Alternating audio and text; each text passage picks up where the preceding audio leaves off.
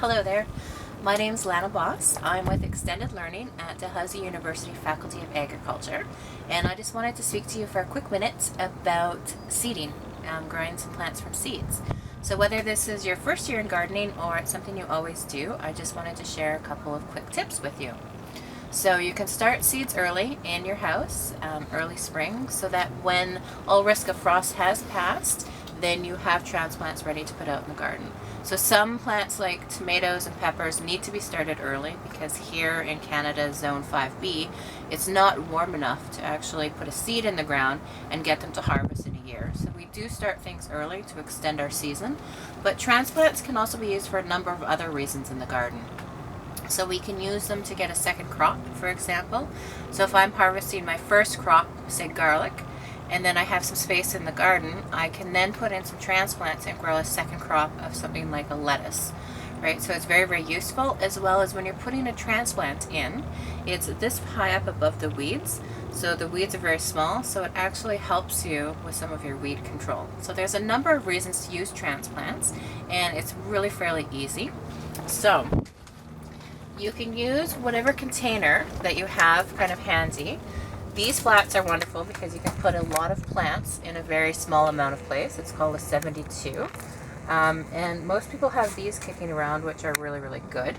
The key with a container is it has to have drainage holes.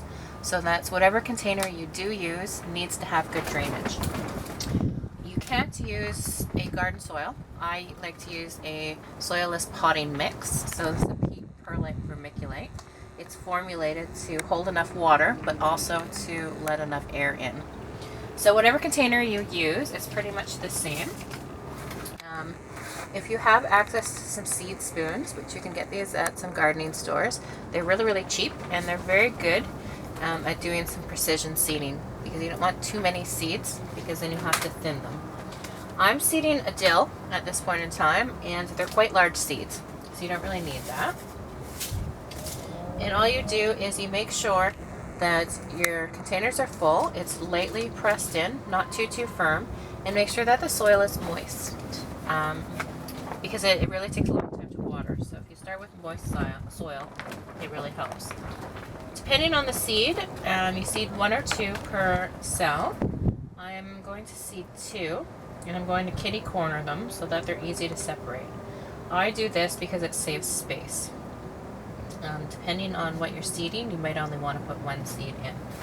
So then your general rule of thumb is that the larger the seed, the deeper you want to seed it. So you really just cover it up with some soil, make sure they're nicely covered. You want to read the seed that back your seed package so you know how deep to plant them. But the general rule of thumb is the larger the seed, the deeper it needs to go. Make sure you label it so that you know the difference between the varieties when they come up. And then give that a good water. And that's all there is to it, right? So it's a really easy technique, and you can use it for any seed. So I hope you have a really good season, and happy gardening. All right, take care.